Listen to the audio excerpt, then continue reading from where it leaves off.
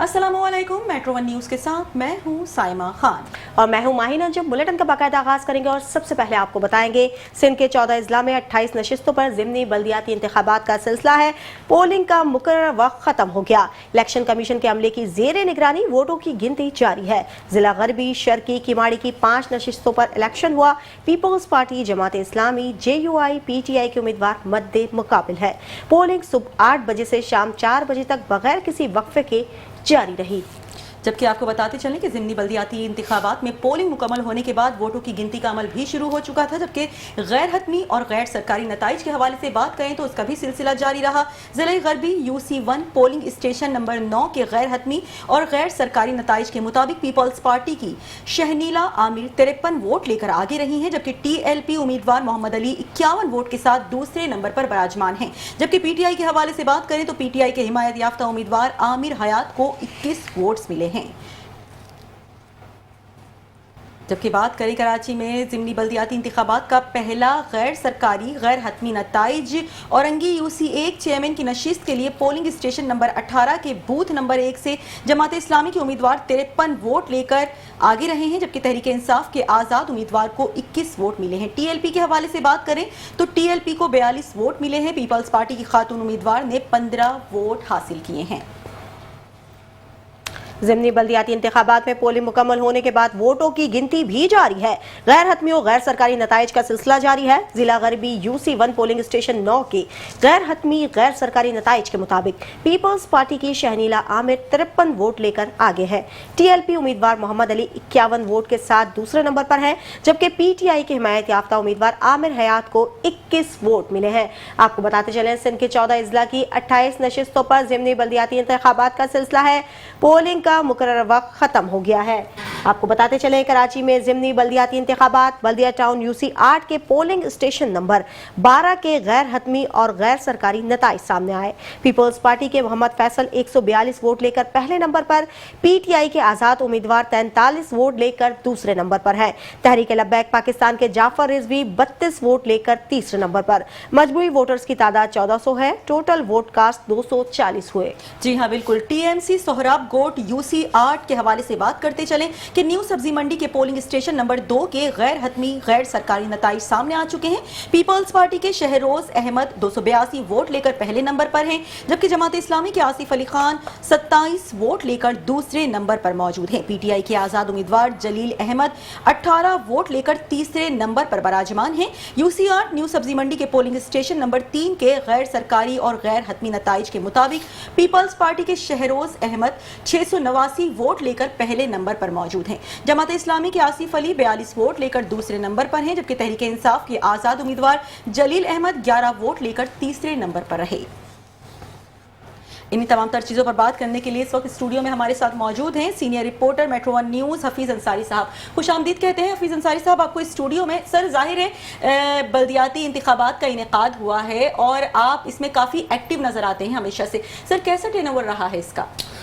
देखें, ज़िमनी बल्दियाती इंतखाबात में अक्सर यही देखा जाता है कि अवाम की दिलचस्पी नहीं होती है जी। और अब ज़िमनी क्या आम इंतखाबात में भी हम देखते हैं कि अवाम जो है इलेक्शन में जिस तरह माजी में हिस्सा लेती थी अब हिस्सा लेती नज़र नहीं आ रही है। यही सूरत हाल 3 डिस्ट्रिक्ट में आज जो इलेक्शन हुए हैं 5 नशिस्तों पर, वो भी देखने में आई है कि अवाम की दिलचस्पी नहीं थी। और क्योंकि उनका यही कहना होता है कि हम वोट तो कास्ट करते हैं लेकिन इसके नताइज बरामद नहीं होते हैं। मसाइल वहीं के वहीं हैं। शहर कराची के ख़ास तौर पर ये बल्दियाती इलेक्शन थे और बल्दियाती इलेक्शन से तो ख़ास तौर पे अवाम जो है इस वक्त इंतहाई नाला नज़र आते हैं। यही सूरत हाल आज के ज़िमनी बल्दियाती इलेक्शन में भी देखने में आई है। ये वो डिस्ट्रिक्ट हैं, 3 डिस्ट्रिक्ट, वो डिस्ट्रिक्ट हैं, वो UCs हैं जहाँ से अवाम वोट कास्ट करने के लिए निकलती थी। अगर मैं औरंगी टाउन की बात करूँ तो एक चेयरमैन की नशिस्त पे अगर औरंगी टाउन पे जिस इलाके के अंदर आज वोट हुआ वहाँ पे कारकुनान तो ज़रूर नज़र आए सियासी जमातों के, लेकिन वोटर नज़र नहीं आया। वो वोटर जो कि आम दिलचस्पी लेता था वोट कास्ट कर, वो नज़र नहीं आया। वर्किंग डे था, ठीक है, लेकिन वर्किंग डे में भी लोग आते थे वोट कास्ट करते। 3 UCs में तो जहाँ पे इलेक्शंस हो रहे थे वहाँ पर तो जाहिर है आम तातील का ऐलान कर दिया गया था, लेकिन बाकी तो जाहिर है अपने ऑफिसेस तो उनके खुले हुए थे। तो किस तरीके से इसको मैनेज किया लोगों ने? देखें, ये आम तातील का हमारा सिस्टम भी अजीब किया जाता है कि आम तातील का ऐलान कर दिया जाता है और अपनी जान छुड़ाने के लिए कि जिन इलाकों में इलेक्शन है वहाँ आम तातील है। अब किस तरह कायल करे इंसान के मैं उस इलाके में रहता हूँ, वोट कास्ट करना है, लेकिन वो नहीं, बिल्कुल एक्सेप्ट नहीं होती हैं। लोग अपनी नौकरियों पे जा रहे होते हैं, उनको बुलाया जाता है उस इलाके में। अच्छा, जिन इलाकों में ये है, औरंगी टाउन ले लें आप, सोराबगोट ले लें, मंगोपीर ले लें आप, बल्दिया ले लें, ये वो इलाके हैं जहाँ लोग अपना ज़ाती प्राइवेट काम के लिए जाते हैं या कहीं नौकरी प्राइवेट कर रहे होते हैं। सरकारी मुलाजमत तो बहुत कम होती है, तो उनके ऊपर तो प्रेशर ज़्यादातर जो है प्राइवेट काम करने वाले मुलाजिम के ऊपर तो यही होता है कि पहले काम, बाद में सब कुछ, वोट वगैरह, तो वो तो पहले ही होता है। लेकिन अब फिर दिल से भी दिलचस्पी जो है आवाम की नहीं नज़र आती है ना। औरंगी टाउन की मैंने बात की है, एशिया की सबसे बड़ी कच्ची आबादी है, मसाइल का गढ़ है, वहाँ एक चेयरमैन की नशिस्त पे इलेक्शन हो रहा है, लेकिन आम आवाम वोट कास्ट करने के लिए नहीं निकलती है। लेकिन सियासी जमात के कारकुनान दूसरे भी इलाकों से बुला के भी वहाँ जमा कर लिए जाते हैं, ठीक है, लेकिन उनकी तादाद दिखाने के लिए, लेकिन आवाम घरों से नहीं निकल पाती है। सर, कैंडिडेट जब जाहिर है एक होता है कि आवाम से वोट लेने के लिए जाते हैं तो बड़े हाथ पांव जोड़े जाते हैं कि आप हमें वोट दें, चाहे वो कोई भी इलेक्शन हो, लेकिन काम बिल्कुल भी नहीं होता है। और जाहिर है बल्दियात को लेकर तो हमारे शहर कायद में बहुत ज्यादा इशू रहते हैं, हमेशा कोई काम नहीं होता। सीवरेज का निजाम दरहम बरहम है, रोड टूट फूट का शिकार है, पानी की निकासी का आप खुद देख रहे हैं कि क्या हाल है, पानी घरों में आता नहीं। तो सर, किस तरह लोग निकलेंगे फिर बाहर? हाँ बिल्कुल, देखें, इस हवाले से सियासी जमातें भी ये कहती हैं कि जो सिस्टम पाकिस्तान में बनाया गया है बल्दियात के हवाले से, वो इंतहाई नाकिस है। जो इसकी तकसीम कर दी गई है बल्दियात के हवाले से, उससे सियासी जमातें जो है मानने को तैयार नहीं होती हैं। इस तरह के अगर आप देखें कि वाटर कारपोरेशन माजी में जो है बल्दियात का हिस्सा रहा है। वाटर कारपोरेशन यकीनन जो है सीवरेज के जितना मामला हो, ये पीने के पानी का मामला हो, या अवामी बुनियादी मसाइल में से, और बुनियादी मसाइल ही बल्दियात के गिर्द जो है होता है। तो बल्दियात के अंडर में जब हम कहेंगे कि ये वाटर कारपोरेशन नहीं आएगा तो ये सीवरेज के मसाइल निचली सतह तक यानी कि यूसी सतह तक, टाउन सतह तक जो है इनके पास इख्तियारात, इनका कहना होता है कि हमारे पास नहीं है। और चेयरमैन ज़रूर मेयर कराची को बना दिया गया है, लेकिन ये इख्तियारात निचली सतह तक नहीं है कि वाटर कारपोरेशन से जो वो अपने ये मसाइल हल करा सके। तो यही वजह है कि बुनियादी मसाइल के लिए जब टाउन या यूसीस की तरफ आवाम जाते हैं तो उनसे यही जवाब पेश किया जाता है कि हमारे पास इख्तियार नहीं है, हमारे पास फंड नहीं है, और आवाम जो है बेचारे इधर और उधर चक्कर खाते हैं, लेकिन उनका मसाइल वहीं के वहीं हैं। अच्छा सर, मेयर कराची मुर्तज़ा वहाब साहब हमेशा कहते हैं कि हमारे पास बहुत ज़्यादा इख्तियारात हैं, कभी वो कहते हैं इख्तियारात नहीं है। दूसरी जानिब जमात इस्लामी भी यही बात कहती है कि हमें इख्तियारात नहीं मिल रहे हैं कि हम काम कर सकें। जब इख्तियारात के मामले में इतनी ज़्यादा खेचम तानी का सिलसिला चल रहा है तो सर आवाम कहाँ जाएगी फिर? देखें, इस सिलसिले के अंदर जब हम देखते हैं कि कोई एक प्लेटफार्म पे बात करने की बात आती है तो ये एक प्लेटफार्म पे तो ज़रूर बैठते हैं, लेकिन तमाम सियासी जमातें अपने मफादात की चीज़ें हल कराती हैं और फिर बैक हो जाती हैं। अभी गुज़श्ता रोज़ हमने देखा कि मुस्लिम लीग की जानिब से जो है प्रेस कॉन्फ्रेंस की गई, हम मेयर के साथ नहीं बैठेंगे, हमारे साथ मेयर साहब ने ऐसा किया वैसा किया, बस जो उन्हें सीट छोड़नी पड़ेगी, एक हफ्ते की मोहलत देते हैं। लेकिन वो एक हफ्ता क्या 15 दिन गुजर गए, लेकिन मेयर साहब वहीं के वहीं हैं और मामला तय हो गए। सर, तो कैसा रुझान रहा? जाहिर peoples party, Jamaat Islami, JUI, PTI मद्दे मुकाबिल थे। सर, किसका ज़्यादा टर्न ओवर, किसका ज़्यादा अच्छा रहा? आवाम का झुकाव किस जानिब रहा ज़्यादा? देखें, ये 5 नशिस्तें जाहिर पीपल्स पार्टी की थी, और ये 5 नशिस्तें जो हैं इंतकाल होने के बाद जो कैंडिडेट जो थे उनके, जैसे चेयरमैन हैं औरंगी टाउन के आमिर भुट्टो, उनके मर्डर के बाद ये नशिस्त खाली हुई थी, तो उनकी बेवा हैं शहनीला आमिर, उनको टिकट पीपल्स पार्टी ने दिया है, और खुर्शीद आलम जमात इस्लामी, उनका दरमियान दिलचस्प और कांटे का मुकाबला है। इसी तरह हम देखते हैं अगर मंगोपीर की तरफ, तो मंगोपीर में मलिक आमिर हैं, उनका इंतकाल हुआ पीपल्स पार्टी के ही थे वाइस चेयरमैन की सीट पर, तो वहाँ भी पीपल्स पार्टी का ही जोर है। इसी तरह अगर हम बल्दिया में देखते हैं तो आसिफ मूसा हैं जो कि वाइस चेयरमैन थे लेकिन MPA बन गए हैं पीपल्स पार्टी के, तो उनकी जगह सीट खाली हुई वाइस चेयरमैन की, उनके भाई को फैसल मूसा को टिकट दिया गया, तो वहाँ भी पीपल्स पार्टी की भारी अक्सरियत है। इसी तरह सोराबगोट की तरफ हम जाते हैं तो सोराबगोट भी पहले ही पीपल्स पार्टी के थे वाइस चेयरमैन, और वहीं ज़्यादातर उनका जो प्रेशर है पीपल्स पार्टी का, और फिर उनका एक एडवांटेज ये भी हासिल है कि सिंध हुकूमत भी है। अच्छा हफीज अंसारी साहब, अगर हम बात करें सिक्योरिटी रीजंस के हवाले से, तो इस हवाले से क्या कहेंगे? कहीं कोई धांधली का मामला, सिक्योरिटी कमज़ोर हुई, सिक्योरिटी के क्या इंतजाम रहे, क्या नई हिकमत अमली अपनाई गई, इस हवाले से क्या कहेंगे? देखें, ये जो निचली सतह के इलेक्शन होते हैं इसके अंदर सिक्योरिटी आवाम के लिए तो ज़रूर दी जाती है, लेकिन चंद मखसूस नशिस्तों के लिए, 5 नशिस्तों के लिए कराची के अंदर इतनी बड़ी इंतज़ामिया है, उसको वहाँ लगा दिया गया है, तो जाहिर है कि उसके अंदर एक जीत वाज़ेह नज़र भी आ रही है कि पीपल्स पार्टी की की है, लेकिन उसमें हम ये भी देखते हैं कि सियासी वाबस्तगी रखने वाले आज़ाद जो उम्मीदवार हैं उनके भी लोग निकल कर आए हैं। इसी तरह जमात इस्लामी दूसरे नंबर की जो बल्दियात के अंदर जो नज़र आती है जमात, उनके लोग भी निकल कर आए हैं। लेकिन पीपल्स पार्टी का जोर इसलिए भी ज़्यादा रहा है कि ज़ाहिर है एक जीती हुई कोई जमात होती है तो लोगों का रुझान भी उधर ही जाता है कि यही जीतना है, इनसे अपनी हम क्यों बुराई लें, इनको अगर हम फेवर देते हैं, इनको हम वोट कास्ट करते हैं इनके कहने पे तो किसी हद तक कोई मसाइल हल हो जाएंगे। इस वजह से भी ये एडवांटेज उनको रहता है कि जो पहले से ही जीती हुई जमात होती है उनको ही उम्मीदवार जो है वो कामयाबी की तरफ होते हैं। ऐसे ही कुछ नज़र आ रहा है। अच्छा हफीज साहब, ये लोगों का रुझान किस तरफ ज्यादा रहा? कौन सी तंजीम की तरफ ज्यादा रहा, कौन सी पार्टी की तरफ ज्यादा रहा? देखें, अगर रुझान की आप बात करें तो लोगों का रुझान तो इस वक्त ये हो गया है कि घर बैठ जाएं, वोट ना दें। ये रुझान बढ़ता चला जा रहा है। ये यकीनन जो है ख़तरनाक है कि एतमाद लोगों का जो है एक वाहिद जो है रास्ता होता है आवाम के लिए वो वोट का, और उस पर से एतमाद उठता जा रहा है। मतलब आवाम खुश नहीं है किसी भी पार्टी से? जी बिल्कुल। कराची के जो मसाइल हैं जिस तरह हैं, हम खुद जब कवरेज के लिए जाते हैं उनके अपने मसाइल पर बात करने जाते हैं तो आप यकीन करें कि ऐसा लगता है कि उनके तासुरात कमेंट्स लेने के लिए हम बोल रहे होते हैं, वो कह रहे हैं बाबा माफ़ करो। और बात सिनेरियो बिल्कुल डिफरेंट होता है ना, जब वोट लेने की बात आती है तो तमाम पार्टीज एक अलग बात कर रही होती हैं, जब अवाम के हुकूक की बात होती है तो सिनेरियोज डिफरेंट हो जाते हैं। बिल्कुल ऐसा ही है। ऐसे ही जब बजट पेश किया गया तो जमात इस्लामी जो कि अपोजिशन है अपोजिशन लीडर हैं सैफुद्दीन एडवोकेट साहब, जब बजट पेश कर रही है पीपल्स पार्टी के या मेयर साहब अपना पेश कर रहे हैं तो उस वक्त आप कहते हैं कि हम ना हाँ में कहेंगे ना में कहेंगे। ये क्या बात हुई? जब आप बजट के खिलाफ या तो फिर बात करें, आप अपोजिशन में हैं, इख्तिलाफ करें बजट को, ना हाँ ना, तो इस तरह बीच का रास्ता फिर निकाल के ये सियासी जमातें निकल जाती हैं और फिर जो अंदरूनी मामला बड़ी लेवल के होते हैं वो तय पर आ जाते हैं। अच्छा हफीज अंसारी, फंड्स के हवाले से हमेशा बात की जाती है तो यही कहा जा, मेयर कराची मुर्तज़ा वहाब ने कहा, बाबा से बुलंद ये बात कही कि फंड्स बहुत बड़ी तादाद में दिए गए, करोड़ों के फंड्स दिए गए यूसीज को, टाउन्स को, लेकिन उनकी जानिब से जब सवाल किया गया तो वो यही कहते हैं कि वो तनख्वाहों की मद में दिए गए थे और हमें किसी और काम के लिए नहीं। और बहुत सी जगहों पर वो कहा गया कि अभी फंड्स मौजूद हैं, रखे हुए हैं, कुछ काम हो जाएगा कुछ जगहों पर, उसके बाद निकाले जाएंगे। जब ये तमाम तर चीज़ें सामने आती हैं तो आवाम का दिल बहुत ज़्यादा ख़राब होता है इन बातों से।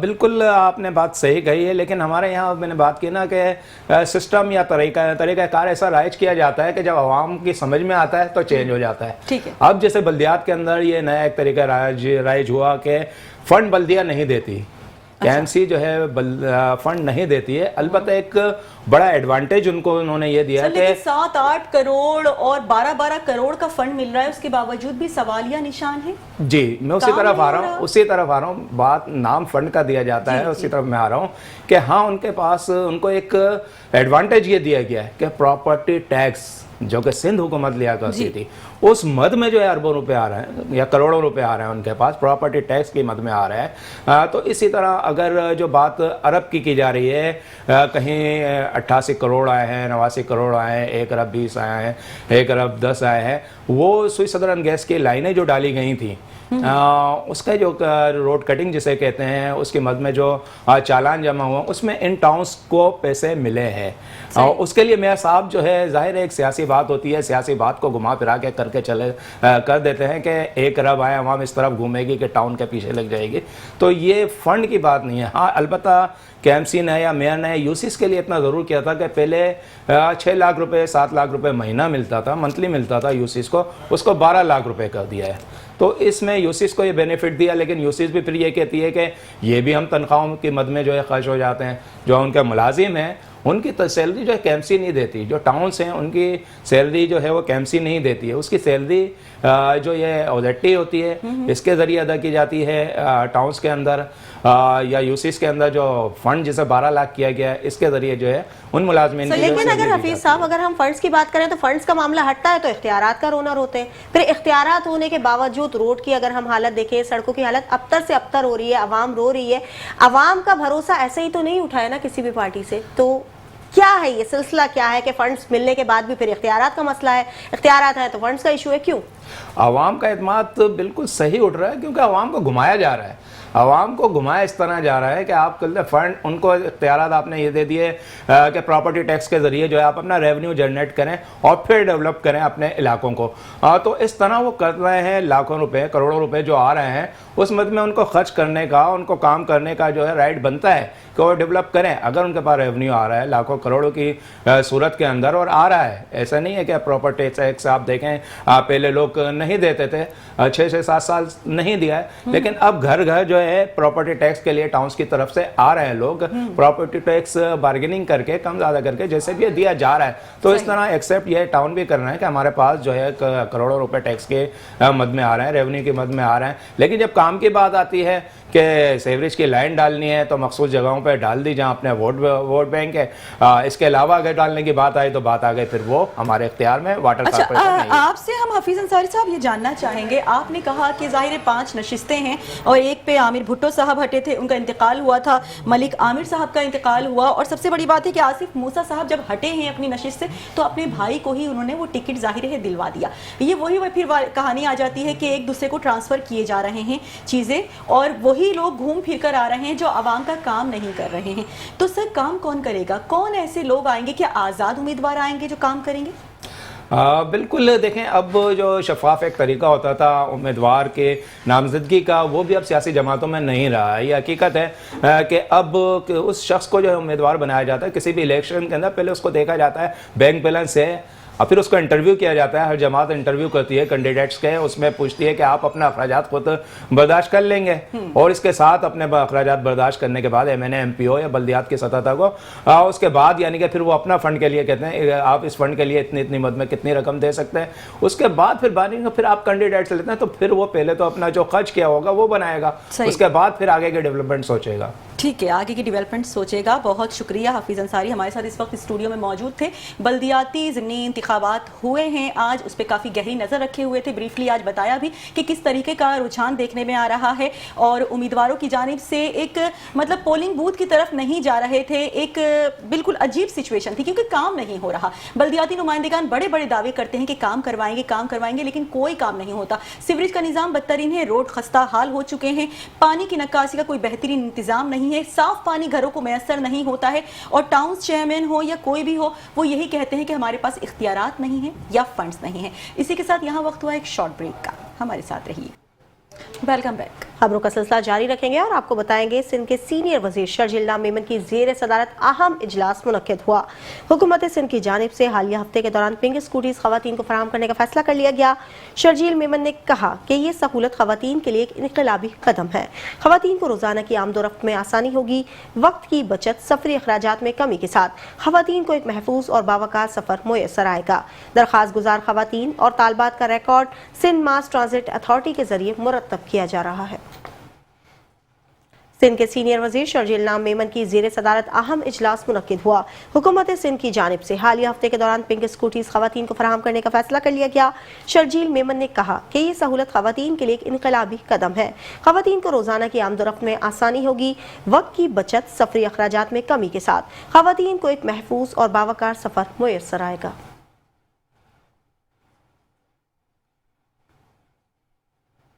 और अब बुलेटिन में बात करेंगे MQM के सीनियर रहनुमा फारूक सत्तार के हवाले से। आपको बताते चलें कि MQM के सीनियर रहनुमा फारूक सत्तार ने पीपल्स पार्टी को आड़े हाथों ले लिया। कहते हैं पीपल्स पार्टी और मेयर कराची कोई काम सीधे तरीके से कर दें तो हजारों डॉलर इनाम रखना चाहिए। कितने मंसूबे हैं जो पीपल्स पार्टी ने मुकम्मल नहीं किए, मैं गिनवा सकता हूँ। पीपल्स पार्टी से अवामी मंसूबे में रिलीफ की तवक्को न की जाए कि 2008 से अब तक ये K4 मंसूबे पर बैठे रहे मगर कुछ नहीं हो सका। K4 मंसूबा मुकम्मल होने जा रहा है, ये सिर्फ MQM की वजह से हो रहा है। एक मसला है कि पानी तो आ जाएगा मगर उसकी तकसीम का क्या होगा।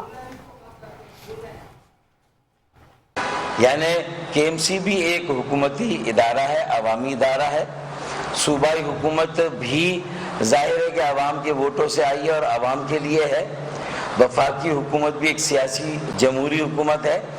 तो इसमें ये NOC की जो एक कागजी रस्म है, फर्ज कर लीजिए कि अगर NOC नहीं भी थी तो काम को रोकने की क्या ज़रूरत थी। वफाक से कहा जाता आप अप्लाई करें, हम इसकी NOC दे दें। जबकि हकीकत यह है कि 2017 में इस मंसूबे की NOC ली जा चुकी है और इसकी KMC से NOC मौजूद है। जो मुतल्लिका इदारे हैं उनसे इस मंसूबे की NOC या नो ऑब्जेक्शन सर्टिफिकेट मौजूद है, लेकिन ज़बरदस्ती इस काम को रोका गया क्योंकि जाहिर है कि इस काम का पूरा सहरा एमक्यूएम पाकिस्तान के सर बंधने जा रहा था और पीएमएल-एन की हुकूमत से ये काम एमक्यूएम पाकिस्तान ने एक तकमील की तरफ जब तेजी से ले जाना शुरू किया तो ये बात हजम ना हुई। मेयर कराची को, जो कराची के मेयर हैं, जो बड़े बड़े दावे करते हैं यहाँ के आवाम की फलाह के लिए, उनकी भलाई के लिए, उनकी बेहतरी के लिए, उनके लिए मुख्तलिफ मंसूबे बनाने के ढेर सारे सैकड़ों दावे किए हैं, लेकिन एक दावा खुद उस पर पूरा उतरना तो बहुत दूर की बात है। अगर कोई और काम कर रहा है, उनकी सूबाई हुकूमत रेड लाइन में फंसी हुई है, जहाँ गुलशन इकबाल यूनिवर्सिटी रोड पर आपके इल्म है, और वहाँ पर अभी बारिशों के बाद क्या सूरत हाल हुई, वहाँ पानी की लाइन भी, यानी कोई काम सीधे तरीके से पीपल्स पार्टी की सूबाई हुकूमत या मेयर कराची कर दें तो मेरे ख्याल में फिर उस पर हजारों डॉलर का इनाम रखना चाहिए। आगे बढ़ेंगे और आपको बताएंगे मेयर कराची मुर्तजा वहाब एक बार फिर सियासी हरीफों को आड़े हाथों ले चुके हैं। कहा 11 बजे प्रेस कॉन्फ्रेंस करने वाले का जवाब किसी चीज का नहीं देते, दूसरों को बुरा भला कहने वाले ये बताएं कि उन्होंने खुद क्या किया है। वक्त आ गया है इनसे हिसाब लिया जाए। ये नहीं हो सकता आप अदालत जाकर मजलूम बन जाए। क्या आप नन्हे काके हैं?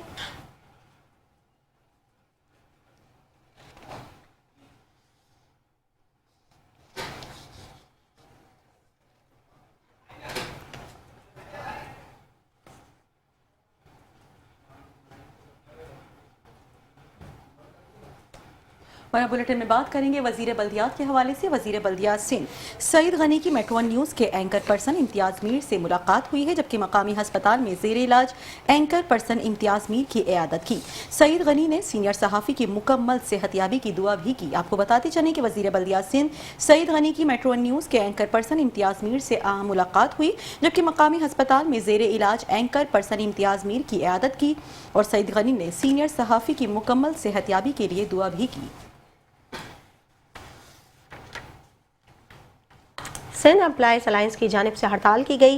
कराची से कश्मीर तक सिंध भर में सरकारी मुलाजमीन सरापा एहतजाज रहे। सरकारी दफातर पर मुलाजमीन की जानिब से एहतजाजन ताले लगा दिए गए। अस्पताल और दीगर इदारे के अलावा तमाम इदारे एहतजाजन बंद रहेंगे। मुतालबात मंजूर न होने की सूरत में 6 अक्टूबर को बिलावल हाउस पर धरना देने का भी इंदिया दे दिया गया। सिंध एम्प्लॉयज अलायंस की जानिब से हड़ताल की गई। कराची से कश्मीर तक सिंध भर में सरकारी मुलाजमीन सरापा एहतजाज रहे। सरकारी दवातर पर मुलाजमीन की जानिब से एहतजाजन ताले लगा दिए गए। अस्पताल और दीगर इलाकों के अलावा तमाम इदारे एहतजाजन बंद रहेंगे। मुतालबात मंजूर न होने की सूरत में 6 अक्टूबर को बिलावल हाउस पर धरना देने का भी इंदिया दे दिया गया है। आपको बताते चले कराची से कश्मीर तक सिंध भर में सरकारी मुलाजमीन सरापा एहतजाज रहे।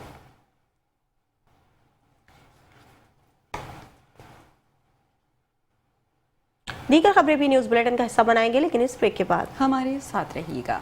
बैक। और अब बुलेटिन में बात करेंगे शहर कायद में बढ़ती हुई डकैती वारदातों के हवाले से। आपको बताते चलें कि शाह फैसल कॉलोनी में मुल्जिमान ने आंखों के क्लिनिक को भी ना बख्शा। शाह फैसल कॉलोनी नंबर 2 में मुसल्लह डाकुओं की लूटमार का सिलसिला जारी था, जबकि वाकई की CCTV footage metro one news ने हासिल कर ली। 2 मोटरसाइकिल पर सवार 3 मुल्जिमान ने 2 लाख रुपए छीन लिए, जबकि मरीजों के मोबाइल और खातून से अंगूठी भी छीन ली। डाकुओं ने क्लिनिक के कैश काउंटर पर मौजूद स्टाफ को भी जदोकोब किया, पैसे भी लूट लिए, जबकि मुल्जिमान ने शनाख्त छुपाने के लिए मास्क, कैप और हेलमेट पहना हुआ था। वारदात की रिपोर्ट दर्ज करा दी गई। आपको एक बार फिर बता रहे हैं कि शाह फैसल कॉलोनी में मुल्जिमान ने आंखों के क्लिनिक को भी ना बख्शा। शाह फैसल कॉलोनी नंबर 2 में मुसल्लह डाकुओं की लूटमार के नतीजे में वाकई की CCTV footage metro one news को हासिल हो चुकी है। 2 मोटरसाइकिल पर सवार 3 मुल्जिमान ने 2 लाख रुपए, मोबाइल और खातून से अंगूठी छीन ली, जबकि डाकुओं ने क्लिनिक की कैश काउंटर पर मौजूद स्टाफ को भी जदोकोब किया, पैसे भी लूट लिए। मुल्जिमान ने शनाख्त छुपाने के लिए मास्क, कैप और हेलमेट पहना हुआ था। वारदात की रिपोर्ट भी दर्ज करवा दी गई है। बढ़ती हुई वारदातों के हवाले से आपको अपडेट अपडेट कर रहे हैं। शहर कायद में वारदातों का सिलसिला थम ना सका। शाह फैसल कॉलोनी में मुलजिमान ने आंखों के क्लिनिक को भी ना बख्शा। शाह फैसल कॉलोनी नंबर 2 में मुसल्लह डाकुओं की लूटमार के सिलसिले में वाकई की सीसीटीवी फुटेज मेट्रो 1 न्यूज को हासिल हो चुकी है। 2 मोटरसाइकिल पर सवार 3 मुलजिमान ने 2 लाख रुपए, मरीजों के मोबाइल और खातून से अंगूठी छीन ली। इसी हवाले से कुछ मजीद बात करेंगे नुमाइंदा मेट्रो 1 न्यूज एहसान से। जी एहसान, अपडेट कीजिएगा। बिल्कुल, देखिए तमाम तर कराची पुलिस की हिकमत अमली के बावजूद शहर में जराइम जो है वो थमने का नाम नहीं ले रहा है। आम शहरियों को तो कराची की सड़कों पर लूट मार की वारदातों का निशाना बनाया जाता था, मगर अब जो अस्पताल हैं वो भी इन डाकुओं से जो है महफूज नहीं रह सके हैं। ये शाह फैसल कॉलोनी का इलाका है जहाँ मंगली शाह मुलजिमान ने आंखों के क्लिनिक में जो है वारदात जो है आसानी से किए, जिसकी सीसीटीवी फुटेज भी मेट्रो 1 न्यूज को 3 मुलजिमान ने अपने वो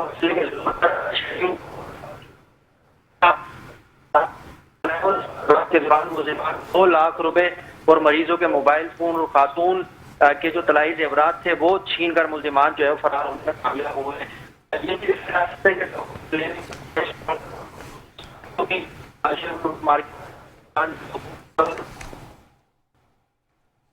ठीक है, बहुत शुक्रिया एहसान यूनुस अपडेट करने के लिए।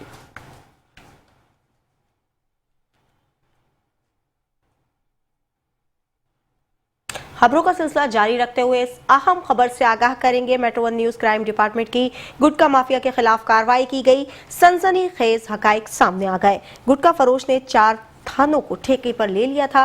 बिलाल कॉलोनी, अजमेर नगरी, सुरजानी टाउन और मंगोपीर में गुटखा फरोश यासिर का राज कायम। यासिर 4 थानों को हफ्तावार रकम 30 लाख रुपए से ज्यादा देता था। यासिर का गुटखा हब चौकी में तैयार किया जाता है जो नॉर्दर्न बाईपास से सुरजानी लाया जाता है। पुलिस एहलकार सईद आलम ऑल्टो कार में हब चौकी से सुरजानी तक गुटखा पहुंचाता है। अहम खबर से आगाह करेंगे। मेट्रो 1 न्यूज क्राइम डिपार्टमेंट की गुटखा माफिया के खिलाफ कार्रवाई की गई। मजीद तफसीलात जानते हैं हमारे नुमाइंदे नूरुल इस्लाम से। जी नूर, बताइएगा। देखिए, अदालती अहकामात और पुलिस की जानिब से मुज़र सेहत गुटखा मावा फरोशों के खिलाफ सख्त अहकामात के बावजूद गुटखा मावा सप्लायर यासिर ने 4 थानों को ठेके पर ले लिया, जिसमें 2 पुलिस स्टेशन बिलाल कॉलोनी और अजमेर नगरी डिस्ट्रिक्ट सेंट्रल में है, जबकि 2 पुलिस स्टेशन सरजानी और मंगोपीर डिस्ट्रिक्ट वेस्ट में शामिल है। जराये का इस हवाले से कहना है कि खुलेआम गुटखा मावा फरोशी के बदले पुलिस को यासिर की जानिब से मुबैना तौर पर 30 लाख रुपए हफ्ता दिया जाता है, जबकि हैरानकुन तौर पर इस बात का भी इंकशाफ हुआ है कि यासिर का गुटखा हब चौकी में तैयार किया जाता है जो नादरन बाईपास से सरजानी लाया जाता है, और हब चौकी से कराची मुज़र सेहत गुटखा की सप्लाई का काम पुलिस एहलकार सईद आलम और उसका भाई मेहरान आलम करता है, और इस काम के लिए वो आल्टो कार का इस्तेमाल करते हैं। जबकि अजमेर नगरी में मोहम्मद अली नामी शख्स यासिर के मुज़र सेहत गुटखा मावा के धंधे की देखभाल करता है, जबकि जराये का ये भी कहना है कि मुबैना तौर पर यासिर के गुटखे की बीट में आला अफसर के करीबी अफसर खटियान नामी अफसर को भी पहुंचाई जाती है, जिसके बाद मुलजिमान के खिलाफ कार्रवाई अमल में नहीं लाई जाती और खुलेआम मुज़र सेहत गुटखा मावा फरोख्त करके अदालती अहकामात समेत IG सिंध के अहकामात की खिलाफ वर्जी की जा रही है। जी बहुत शुक्रिया नूरुल इस्लाम। आपको बताते चले, मेट्रो 1 न्यूज क्राइम डिपार्टमेंट की गुटखा माफिया के खिलाफ कार्रवाई, सनसनीखेज हकाइक भी सामने आ गए। मेट्रो 1 न्यूज की क्राइम टीम ने वीडियो भी हासिल की है। गुटखा फरोशों के दरमियान जो गुफ्तगू हुई है आपको सुनवाते हैं। बहुत अच्छा है। ये किसका मावा है बेटा? ये कितना बीट देते हैं उसका? कौन आता है इधर? कौन देने आता है आपको? ये थाना कौन सा? सरजानी। ये है यासिर के नाम से मावा सरेआम। इधर ये चौक है, मगर इधर यहाँ पे हर चीज़ सरेआम खुली हुई है, कोई मसला नहीं है। ये मावा इतना सजा के रखा है, तो ये आप बनाते हो अपना है? तो ये कौन देता है? यासिर। क्या हिसाब देता है मावा है? 80 रुपये। आप इसको क्या कर रहे हो? आधा आधा कर रहे हो? ये यासिर मावा वाले थाना सरजानी, ये देखें, ये भाई इसमें पत्ती और चूना मिक्स कर रहे हैं।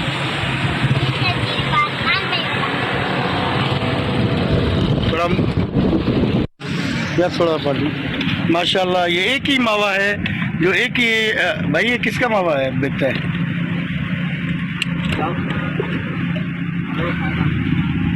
क्या नाम है? नईम का बिकता है। अच्छा, ये किसका? यासिर का बंदा है?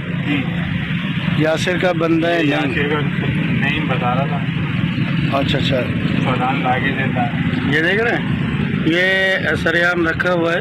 ये थाना सरजानी है जिसकी हद में ये यासिर का ही मावा बिक रहा है, जो कह रहे हैं कि 16 लाख रुपए हफ्ता दे रहा है। ये भाई बाकी मिर्ची मसाला डाल के भाइयों को दे रहा है। वीडियो आपने मुलाहिजा की कि किस तरीके से खुलेआम गुटखा और मावा फरोख्त किया जा रहा है और किसी किस्म की कोई पूछगछ नहीं हो रही। एक जानिब कानून नाफिज करने वाले इदारे सख्ती करते हैं, जबकि दूसरी जानिब उन्हीं की सरपरस्ती में ये काम भी हो रहा है। इसी हवाले से कुछ मजीद बात करेंगे। इस वक्त हमें ज्वाइन कर चुके हैं चीफ क्राइम रिपोर्टर काशिफ नज़ीर। काशिफ नज़ीर, अपडेट कीजिएगा। एक जानिब इतनी सख्ती की जाती है, बड़ी बड़ी बातें की जाती हैं, लेकिन दूसरी जानिब देखने में यही आ रहा है, वीडियो देख के हमने यही अंदाजा लगाया कि खुद कानून नाफिज करने वाले इदारे की सरपरस्ती में ये काम हो रहा है।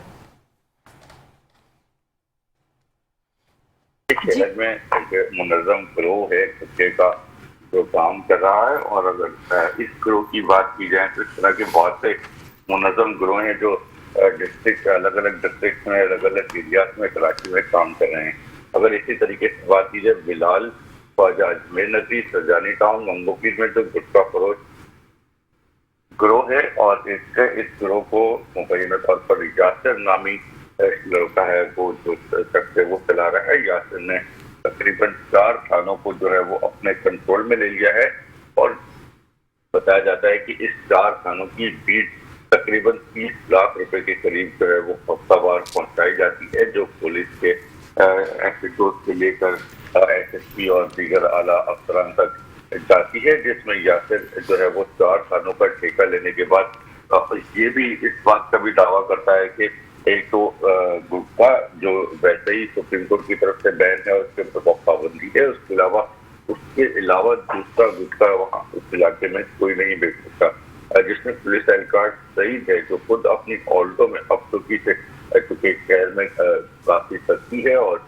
गुटखे की फैक्ट्री के ऊपर टास्क फोर्स काम कर रही, तो अब चौकी से सप्लाई गुटखे की यकीनी बनाई जाती है। वो सप्लाई आकर कराची पहुंचती है। कराची में खुद जो है वो पुलिस एहलकार इसकी सहूलतकारी करते हैं। पुलिस एहलकार सईद उसका नाम आ रहा है, जो मुबैना तौर पर वहां से अपनी गाड़ी में, ऑल्टो गाड़ी है जो कुछ दिनों कबल बंद भी हुई थी, जिसकी वीडियो सोशल मीडिया पे वायरल भी हुई थी, उस गाड़ी के अंदर जो है वो गुटखा लेकर पहुंचते हैं और पहुंचने के बाद मुख्तलिफ मकामात पर जो है वो गुटखे की सप्लाई करते हैं। हैरत अंगेज तौर पर जिस वक्त ये आते हैं, सरेआम आते हैं, पहुंचते हैं, तमाम जगहों पर गुटखा पहुंचाते हैं, तमाम जगहों पर रोजाना इस वक्त जिस वक्त हम डिस्कस कर रहे हैं, इस वक्त भी उस इनके मुकामात पर गुटखा नॉर्मली सप्लाई हो रहा होगा और उनको कोई पूछताछ करने वाला नहीं। अच्छा काशिफ नज़ीर, आपने कहा कि इसके ऊपर जाहिर है गुटखा मना है, बेचना फरोख्त करना गैर कानूनी है, उसके बावजूद भी पुलिस की निगरानी में ये तमाम तर काम हो रहा है। जो पुलिस के अफसरान इसमें मुलव्वस हैं, क्या उनकी शनाख्त हो सकी है?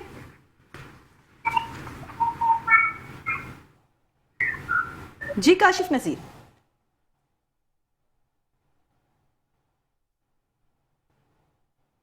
गालिबन हमारा राबता मुनक़ता हो गया है। आपको बताते चलें कि metro one news crime department की गुटखा माफिया के खिलाफ खुफिया कार्रवाई के सिलसिले में सनसनीखेज हक़ाइक़ सामने आ चुके हैं। गुटखा फरोश ने 4 थानों को ठेके पर ले लिया, जबकि बिलाल कॉलोनी, अजमेर नगरी, सरजानी टाउन और मंगोपीर में गुटखा फरोश यासिर का राज दिखाई देता है। यासिर 4 थानों को हफ्तावार रकम 30 लाख से जायद पे देता है, जबकि यासिर का गुटखा हब चौकी में तैयार किया जाता है, जो नॉर्दर्न बाईपास से सरजानी लाया जाता है। इसी हवाले से काशिफ नज़ीर अपडेट कर रहे थे। चीफ क्राइम रिपोर्टर काशिफ नज़ीर, आपका शुक्रिया।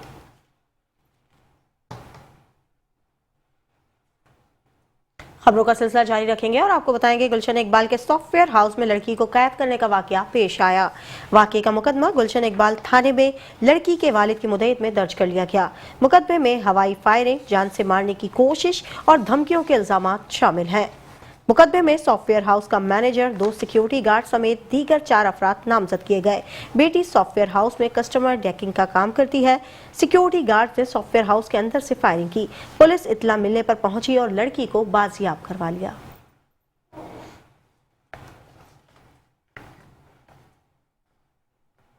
और अब बुलेटिन में बात करेंगे पाकिस्तान स्टॉक मार्केट के हवाले से। आपको बताते चलें कि पाकिस्तान स्टॉक एक्सचेंज में कारोबार का इख्तिताम हो चुका, जबकि कारोबारी हफ्ते के तीसरे रोज तेजी देखने में आ रही है। इंडेक्स में 291 पॉइंट्स का इजाफा देखा गया है, जबकि एक हद अबूर कर चुका है। इंडेक्स 1,58,136 पर बंद हुआ। मजमूई तौर पर 484 कंपनियों के शेयर्स में कारोबार हुआ, जबकि 252 कंपनीज के शेयर्स में कमी देखी गई, जबकि 194 के शेयर्स में इजाफा हुआ। गुज़िश्ता रोज मार्केट में 1,57,945 पर बंद हुई।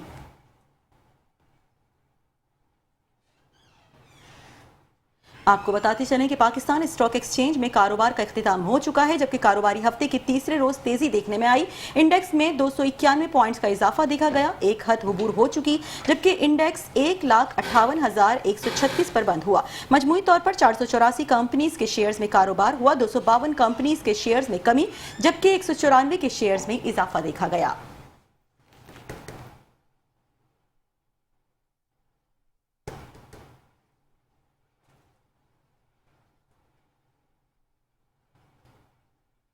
न्यूज़ बुलेटिन से फिलहाल के लिए इतना ही। मजीद खबरों और अपडेट्स के लिए देखते रहिए मेट्रो 1 न्यूज़।